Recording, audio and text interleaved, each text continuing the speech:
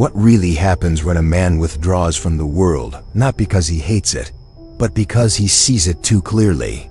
Most people imagine holiness as something soft, gentle, and peaceful, quiet prayers, candlelight, safety. But Saint Benedict of Nursia discovered something far more disturbing, because the moment he turned away from society, something else turned toward him. Benedict was born around the year 480 in a world that was already decomposing. The Roman Empire had collapsed not with a single dramatic fall, but with a long moral rot. Cities still stood, laws still existed on paper, but meaning had thinned out. Violence was common, pleasure was worshipped. Faith survived, but barely, like a dying fire protected by a few stubborn hands. Benedict was born into privilege, into opportunity, and like many young men of his time, he was sent to Rome to be educated, to rise, to become important. But Rome did not educate his soul, it sickened it. He watched people destroy themselves slowly and proudly, trading restraint for indulgence, conscience for success, depth for distraction. And Benedict realized something terrifying. No one was forcing them. They were choosing this willingly, smiling while they drowned. That realization broke something in him. Benedict did not have a dramatic conversion moment. He did not hear a voice or see a vision. He simply understood that staying would cost him his soul, not through scandal, but through erosion. So he left, quietly, completely. He abandoned his studies, his future, his name, and disappeared into the hills near Subiaco, choosing obscurity over applause. He lived alone in a cave, eating little, sleeping less, praying constantly, and doing something most people never attempt: sitting alone with himself, without distraction. And this is where the story becomes uncomfortable, because solitude does not empty the mind, it exposes it. Silence does not remove voices, it reveals which ones were already there. When the noise of the world faded, Benedict discovered that something had been waiting beneath it. Temptation did not arrive as fantasy or imagination. It arrived as force. Memories came alive in his body with a violence he did not expect. Desires he thought were buried surged forward with frightening clarity. According to Pope Gregory the Great, who recorded Benedict's life, one night these temptations became unbearable, and Benedict understood in that moment that temptation does not ask permission. It invades, it overwhelms, it waits for weakness. And Benedict made a decision that most people find shocking, even disturbing. He stripped off his clothes and threw himself into a thorn bush, letting pain tear his flesh until blood ran, because he understood something modern minds resist. The spiritual battle is not fought in abstraction. It is fought through the body, and pain, willingly embraced, shattered the assault. Gregory records that after this act, that particular temptation never returned with the same power. Benedict had marked himself, not just as someone seeking God, but as someone willing to suffer rather than surrender. And that matters, because suffering embraced for God makes his soul visible. Soon, others found him. Men drawn by his discipline, his clarity, his refusal to compromise. Benedict did not seek followers, but leadership finds those who cannot ignore it. Small communities formed, men committing themselves to prayer, obedience, labor, and silence. And this is when the attacks escalated. Not inwardly, but outwardly. During communal prayer, bells shattered violently, not falling, not cracking, but exploding as if struck by an unseen force. Metal fragments scattered across stone floors. Monks froze in fear, and Benedict remained calm, because he understood immediately what it was. Bells summon prayer. Prayer summons authority. And authority threatens hell. Stones during monastery construction became impossibly heavy, refusing to move despite the strength of many men, until Benedict arrived, prayed, and calmly stated that a demon was sitting upon it. Once expelled, the stone became so light a single monk could lift it alone. These were not metaphors. These were recorded events, preserved by the Church because they revealed something most people would rather not believe: that evil is not abstract, not passive, not symbolic. It is intelligent, it observes, it resists. Monks became possessed, not in theatrical ways, but in mocking, intelligent ways. Voices spoke through them, ridiculing prayer, blaspheming God, laughing at discipline. Benedict did not perform elaborate rituals. He did not negotiate. He commanded. And the demons obeyed instantly. Why? Because demons recognize hierarchy. Benedict lived in submission to God, and submission grants authority. Hell does not fear loud faith. It fears ordered faith. But hell adapts. When possession failed, discouragement followed. Division crept quietly into the community. Resentments grew over small things. Obedience weakened subtly. Benedict saw it instantly, because demons prefer subtlety. They do not always attack holiness directly. They erode it from the inside. They speak in reasonable tones. They disguise themselves as logic, as realism, as emotional honesty. And Benedict understood that the most dangerous demons do not scream. They whisper. This is why Benedict insisted on routine prayer, even when it felt empty. Obedience, even when it felt unnecessary. Stability, even when it felt suffocating. The rule of Saint Benedict was not mystical poetry. It was spiritual warfare disguised as simplicity. Fixed prayer hours, moderation, silence, work, humility, these starve chaos. Hell thrives on disorder. Consistency suffocates it. Benedict's communities became fortresses not because they were dramatic, but because they were disciplined. And hell hated that. By the end of his life, Benedict understood that the greatest threat was not temptation or possession, but despair. The quiet belief that nothing matters, that God is distant, that faith is pointless. He saw monks fall not because they hated God, but because they believed themselves unworthy to return. Benedict warned them relentlessly. Sin does not remove a soul from God, despair does. Judas did not lack remorse. He lacked hope. Peter returned. Judas withdrew. Benedict built his entire life around teaching souls how not to make Judas's final mistake. By the time Benedict sensed his death approaching, he knew the final attack would not be against him, but against what he left behind. He warned his monks that the enemy would strike harder after he was gone, not weaker, because saints become more dangerous once they die. Benedict died standing upright, supported by his brothers, hands raised in prayer, not in ecstasy, but in fidelity. Hell did not rejoice. His rule survived. It spread.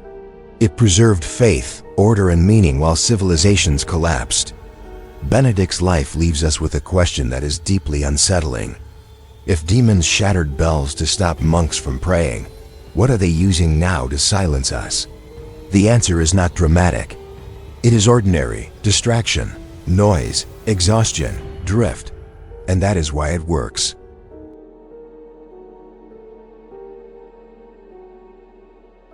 There is a reason the most dangerous demons in Christian theology are never described as loud. They do not arrive with fire, smoke, or possession foaming at the mouth. They arrive with thoughts that sound like your own. Saint Benedict understood this long before psychology tried to name it, because he watched holy men collapse without ever committing what the world would call a serious sin. They did not betray Christ publicly. They did not renounce their vows.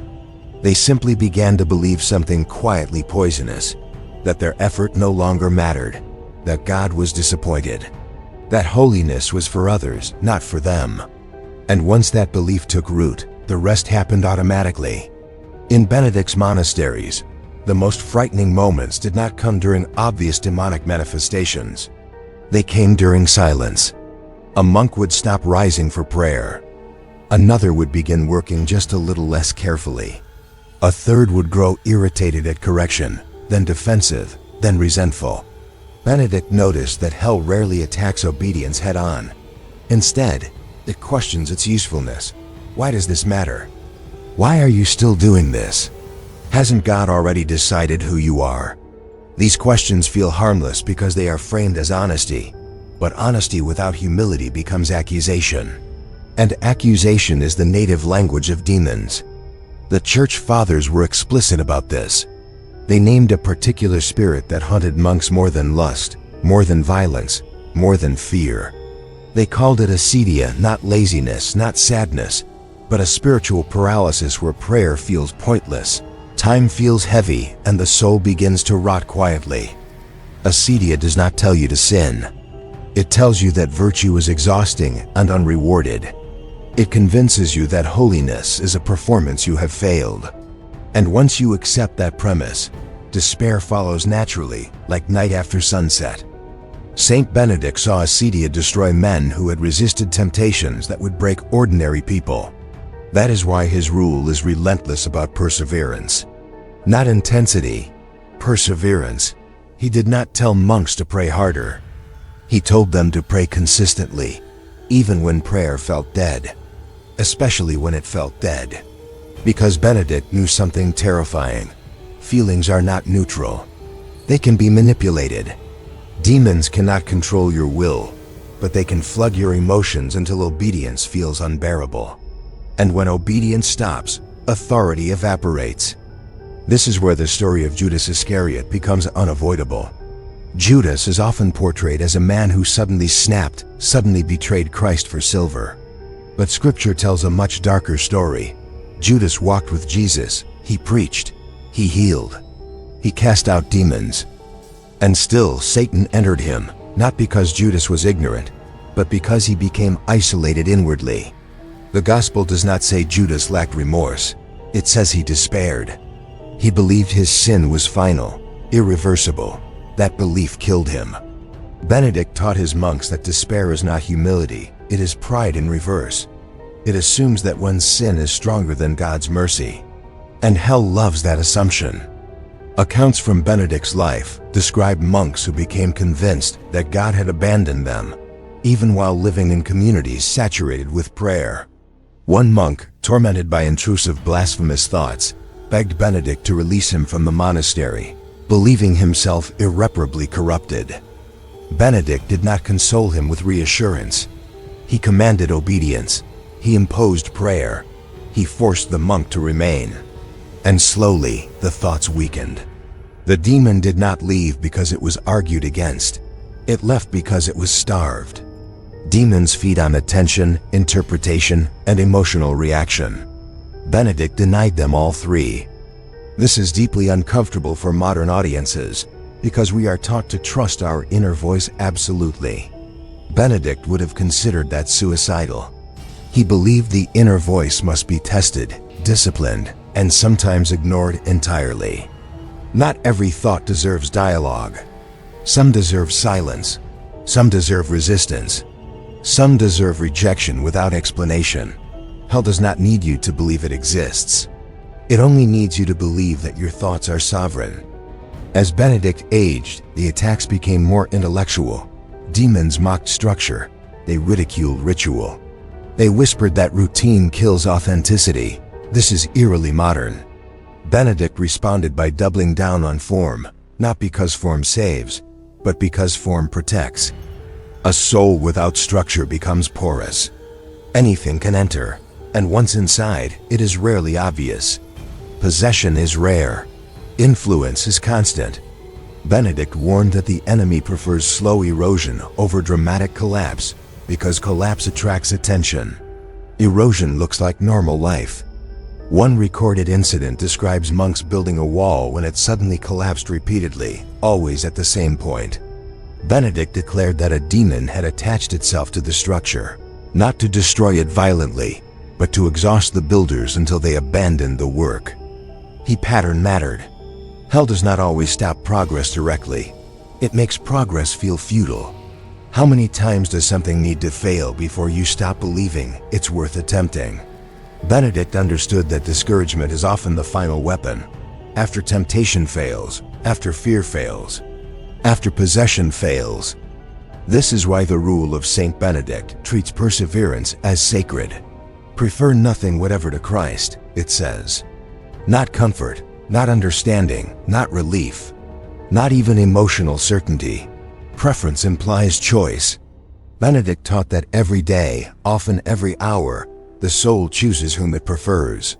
And demons do not demand preference. They wait until Christ feels inconvenient.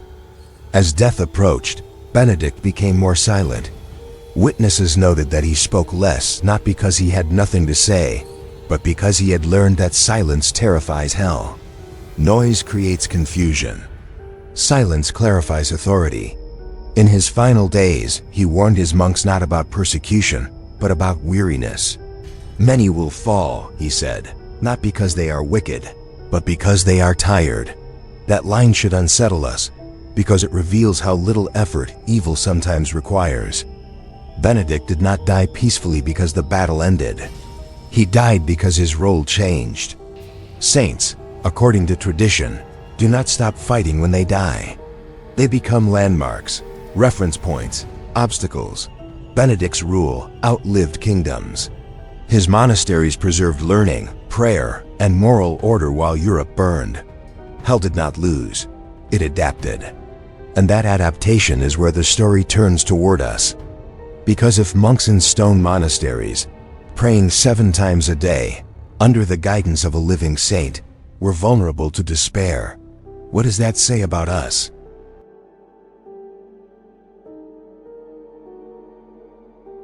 The world we live in today is eerily similar to Benedict's time, though no one notices.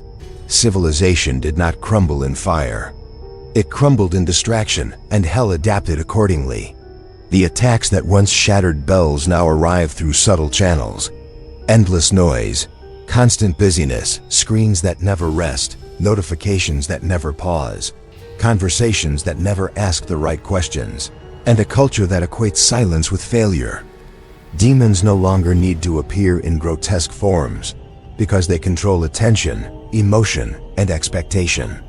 They have learned, just as Benedict had discovered, that the slow erosion of faith is far more lethal than sudden destruction. And the modern soul, untethered from discipline, untaught in obedience, and often disconnected from ritual, is more vulnerable than any monk ever was. Despair now wears the mask of reason. It whispers convincingly that prayer is pointless, that morality is optional, that the world is meaningless, that holiness is outdated, that virtue does not matter. And because the voice is quiet, subtle, and framed as thought, it often goes unnoticed until it has already taken root. The psychology of it is simple but deadly. If a soul believes that their efforts do not matter, that their sins are unforgivable, that God is distant, then the soul begins to turn away, slowly, incrementally, quietly. The analogy to Judas Iscariot is unavoidable. Judas did not betray Christ in a moment of sudden fury. He betrayed him through small decisions: hesitation, internal justification, isolation, subtle refusal to return. Peter denied Christ 3 times, but he returned. Judas despaired and turned inward. Benedict observed the same pattern in his monastery centuries later, warning that despair, the quiet, reasonable despair, is far more dangerous than any sin. Benedict documented cases where monks, once devoted, became almost invisible to themselves. They did not rebel outwardly. They did not commit obvious sins. They stopped participating fully, stopped praying diligently, and began to ration their obedience. Slowly, a spiritual paralysis set in. They were present in body but absent in will. This is where hell thrives, not on overt sin, but on self-imposed abandonment. The enemy does not need to drag a soul into sin if it already abandons its vigilance. Benedict recognized that the battle is won or lost not in extraordinary acts, but in small, consistent choices. One skipped prayer, one indulgence in distraction, one rationalization. These are the fissures through which despair enters. In one account, a monk was consumed by intrusive thoughts, convinced that he had gone too far to be forgiven. He avoided communal prayer, stayed silent in labor, and whispered to himself that God no longer listened. Benedict did not console him with reassurance. He commanded obedience. He imposed ritual. He forced participation in prayer and work. And slowly, as the monk yielded not because he felt holy, but because he was ordered to, the intrusive thoughts lost their power. Benedict understood that despair cannot survive structured obedience, and that authority grounded in holiness terrifies the enemy. Hell fears obedience that persists when it is inconvenient, unglamorous, and unseen. Modern souls face the same threat, though they do not recognize it.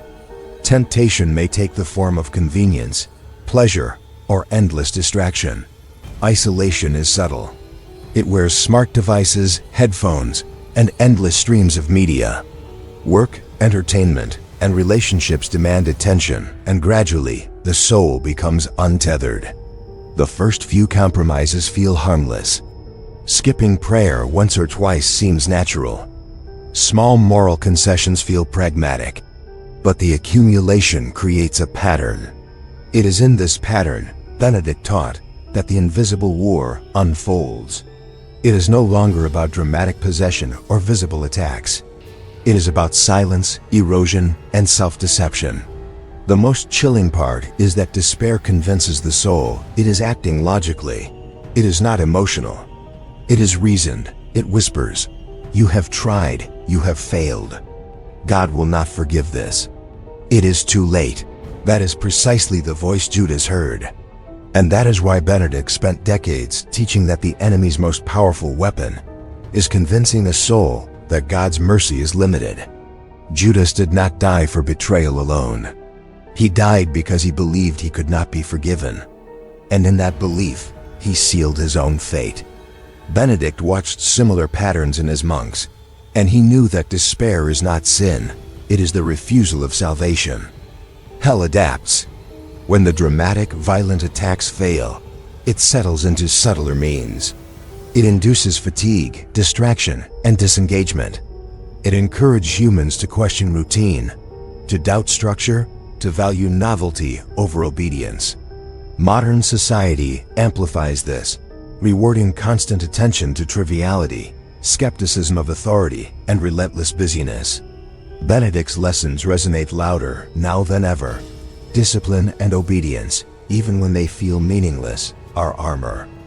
Perseverance, even when unseen, protects the soul. Silence, far from emptiness, becomes a weapon against the enemy because it restores clarity, attention, and presence. Even in Benedict's final days, the attacks intensified. Monks became restless, fatigued, fearful, not because evil had grown stronger, but because fatigue makes even holiness vulnerable. Benedict instructed them constantly, "The enemy does not always need force. Often, he only needs to make you weary. Stand firm, persevere, return to prayer. Obey even when it feels pointless." He explained that the invisible war is continuous. Saints die, empires collapse, but the enemy never rests. The battle moves from the dramatic to the ordinary, the unnoticed, the habitual, the unnoticed choices of each human life.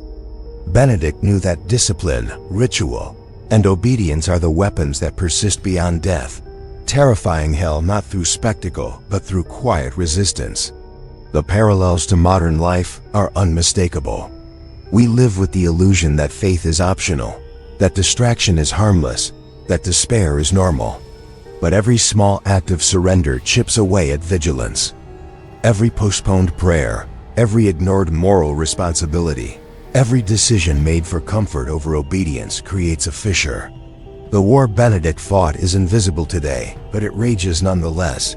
The enemy is no longer a figure outside. It is a presence within, influencing thoughts, emotions, and choices with subtlety, invisibility, and patience. The silence of the soul, the fatigue of moral attention, the slow acceptance of convenience over virtue, these are the weapons. And because modern humans rarely perceive them, they are more dangerous than swords, fires, or visible terror. Benedict's life demonstrates a terrifying truth. The enemy does not need to destroy what is already weak. It only needs to ensure that it remains weak, unseen, unchallenged, and unquestioned. The failure of vigilance is invisible, but the consequences are eternal. The parallels to Judas Iscariot are clear. Despair does not always manifest as rebellion. Often, it manifests as withdrawal, inattention, the quiet refusal to return. And just as Judas sealed his fate in one night of despair, so too can any soul succumb to the same quiet, patient manipulation. Benedict's rule, his teaching, and his insistence on obedience are not quaint historical relics. They are a guide to resisting the invisible forces that no one else can see and which modern society conspires to ignore.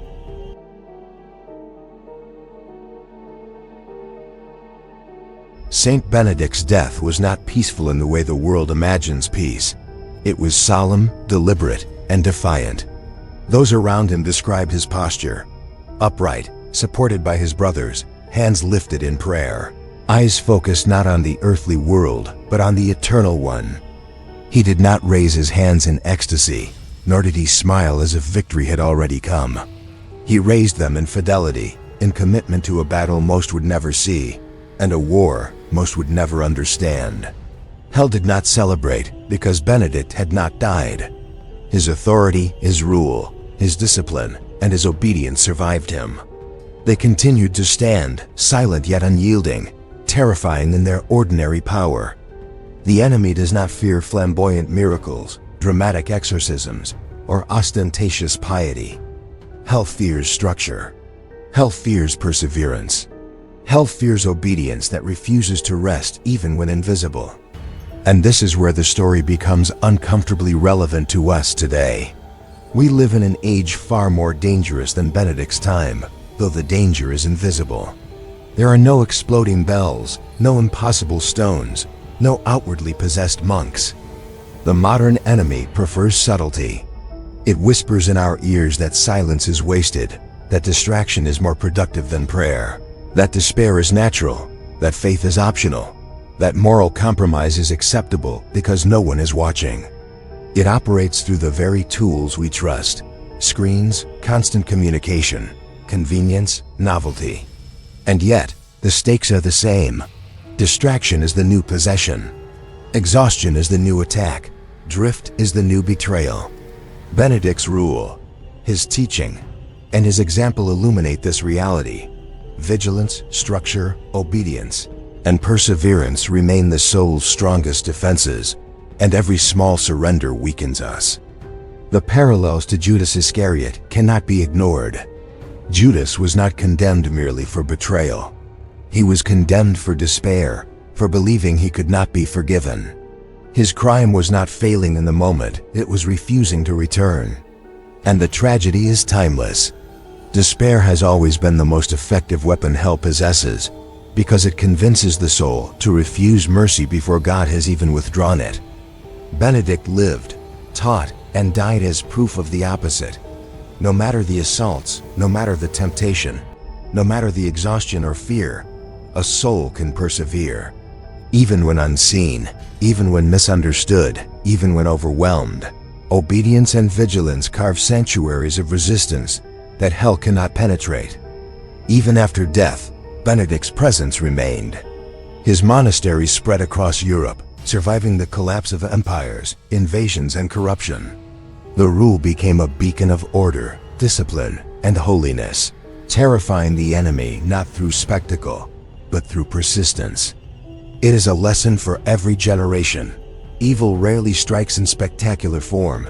It prefers attrition. It prefers quiet, incremental erosion. Every skipped prayer, every postponed confession, every rationalization of sin is a fissure through which despair can enter. Benedict's vigilance reminds us that even small acts of fidelity, performed consistently, can resist this quiet warfare and preserve the soul. And yet, the warning is clear. Saints like Benedict die, but the war does not. The enemy continues to adapt, now using distraction, overstimulation, and fatigue. What once required physical assault now requires only that we become inattentive, weary, or indifferent. That is why Benedict's example is both terrifying and inspiring. He shows that ordinary acts, prayer, work, obedience, and perseverance, become extraordinary weapons when performed in faith and continuity. The enemy fears the ordinary holiness that does not yield. Judas and Benedict, side by side across centuries, reveal the terrifying paradox of free will. Judas turned away, not because God refused him, but because he refused God. Benedict returned again and again, not because it was easy, but because it was necessary. The difference is eternal. The same choices confront us every day. Do we turn toward God when life is exhausting, when distraction is constant, when despair whispers, when no one sees? Or do we drift, rationalize, and convince ourselves that mercy has limits? Despair is quiet. Obedience is quiet. The world notices neither, but eternity notices both. Benedict's final teaching is embedded in silence. Remain faithful. Persevere. Obey even when feelings fail. Pray even when emotions are dry. Work even when fatigue threatens. Discipline, order, and vigilance are not charming relics of a forgotten age. They are the spiritual armor that shields the soul from despair, the invisible noose that destroyed Judas, and the quiet battlefield where the war continues. The most ordinary acts, repeated faithfully, terrify hell more than dramatic miracles. They deny it entry. They preserve souls. They honor God. And this is the haunting reality for anyone who chooses to ignore it. The enemy does not strike with spectacle. It strikes with patience, subtlety, and attrition. The ordinary, the unseen, the quiet, these are the keys to eternal survival.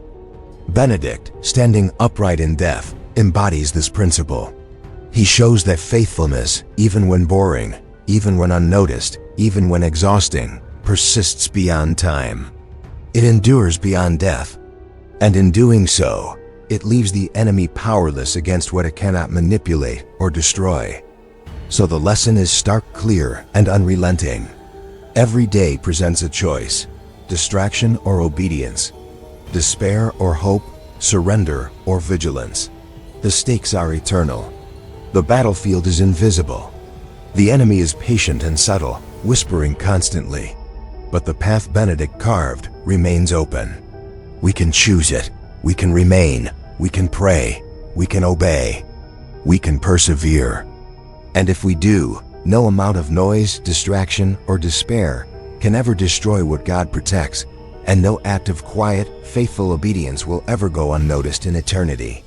Saint Benedict of Nursia, through suffering, discipline, and unwavering fidelity, shows us that vigilance wins where spectacle fails. That despair only triumphs if we accept it.